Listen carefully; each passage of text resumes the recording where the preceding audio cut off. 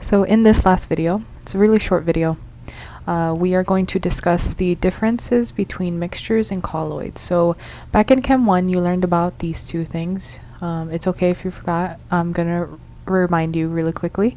So we learned about homogeneous mixtures and heterogeneous mixtures. Homogeneous mixtures we also call solutions. They are uniform. You can't really tell the difference. Versus heterogeneous mixtures, we can see that they separate if you were to like set it down, right? Like let's say you mixed it up and then you set it down, you would be able to see the separation between whatever solid or liquid, whatever solids or liquids that made it up. So for example, like sandy beach water, like if you got a bit of it and you put it in a jar and you shook it up and then you set it down on the table, you would end up seeing the salt separate out. Same thing. Colloids, on the other hand, are a different type of liquid. They're heterogeneous, but let's say you shook it up the same way you shook up that beach water, that sand water, it would not separate on standing. So instead, the particles can coagulate, meaning they can like come together to form like a clump, but overall you most likely will not see them separate. It looks like a solution, but it's heterogeneous.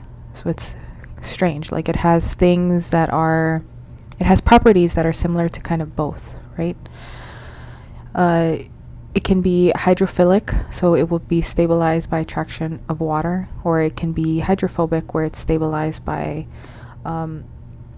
repulsions of polar solvents. So it likes anything that's hydrophobic.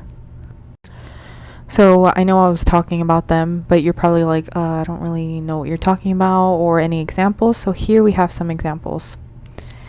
So suspensions of particles larger than individual ions or molecules, but they're too small to be settled out by gravity, meaning if you shake this suspension up and it does not settle out, like you can't see the two different layers, that's what colloids are.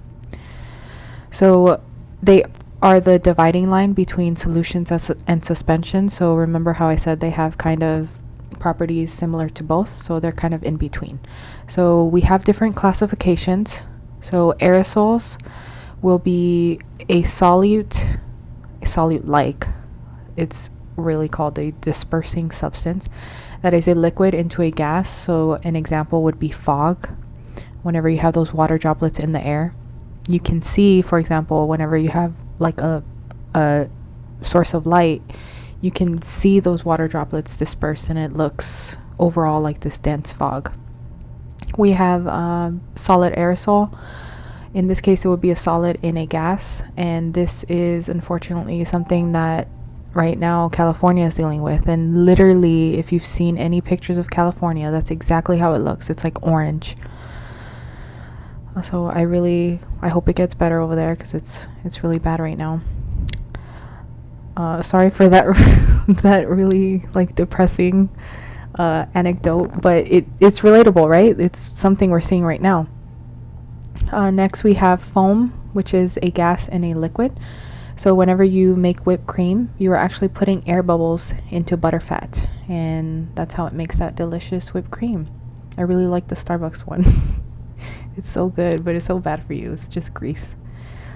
And next we have emulsions, which are liquids and liquids, which the best example and the easy example is milk fat globules in water. So if you didn't know that milk has fat, it does. So you know how there's like the 2%, the 1%, that is referring to how much fat it has. Solid emulsion would be a liquid into a solid. So something like opal, which has water captured in that silica glass, which gives it that beautiful like opalescent, right? That's where that word comes from. Opalescent like feature to it. So an effect that occurs in colloidal suspensions is that they can scatter rays of light, while solutions, so uniform solutions where you can't see the difference between the solute and the solvent, they do not. And this phenomenon is called the Tyndall effect. So here, for example, we have a source of light and we're passing it through a solution versus a colloidal, just summarize it, colloidal suspension. And you can see how in the solution you can't see the source of light, right? Like penetrating through the solution. But with the suspension, you do see it. And this phenomenon is called the Tyndall effect.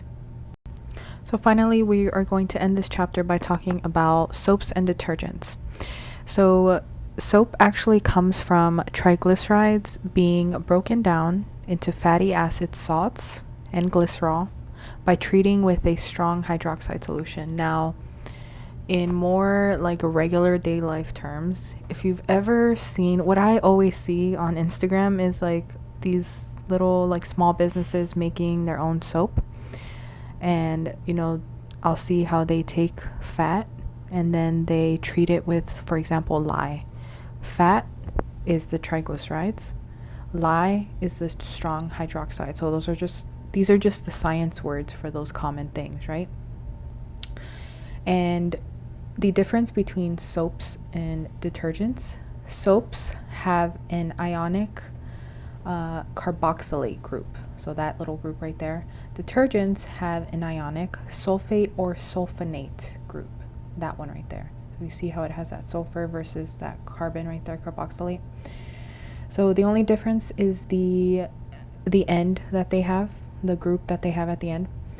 Now, what's similar between soap and detergent, and this is why they act the same way, is that they both have a hydrophilic head. In otherwise, these two little groups right here, these are hydrophilic. And they also have a very nonpolar tail.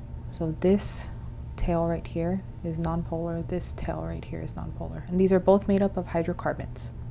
So because it's all CNH, CNH, CNH, this is nonpolar.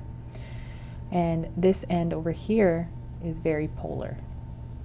And the fact that it has a nonpolar end and a polar head at the top, that gives it this property where it can dissolve two different things, and we'll see that on the next slide.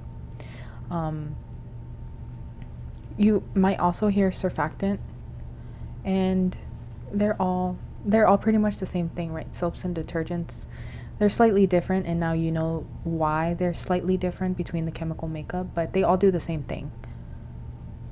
So they all work in this way. So let's say you have fat and you have dirt in water, right? The way that it cleans soaps and detergents is that they will orient themselves to form colloidal particles and wash away oil. So how does this work? They will orient themselves to bury the hydrocarbon tails into the actual oil or dirt. So remember, like dissolves like, so that hydrocarbons end will like bury itself and dissolve with the fat. It's all happy in that way. And then the hydrophilic head, so the polar head, will dissolve into the water. So this is happy being on the outside interacting with water, versus this hydrophobic tail is happy being dissolved into the oil, dirt, whatever it is. And because of that, now you have a little thing called a micelle. So this is a micelle, and it can wash away now because it is surrounded by water. You can just wash it away versus it being stuck on your skin, for example. So this is a nice cute little cartoon. It's by Beatrice, the biologist. I think she has an Instagram, but she draws a bunch of little cute like science cartoons.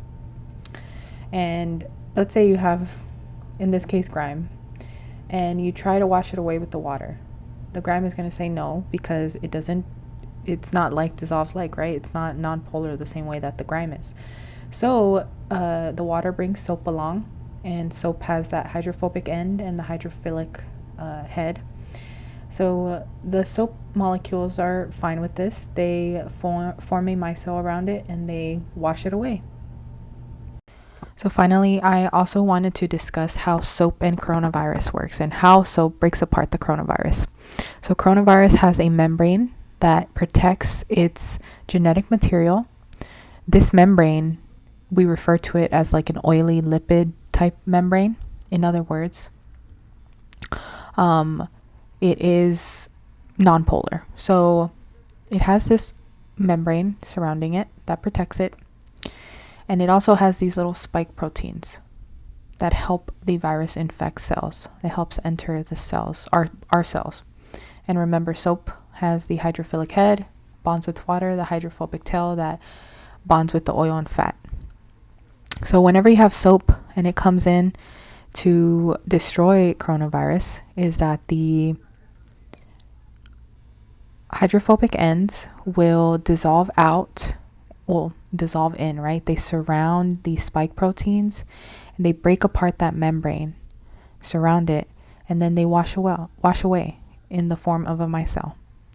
So it literally destroys coronavirus and washes it all away, which is good. So wash your hands, use soap. And now you know how soap breaks apart and basically destroys coronavirus.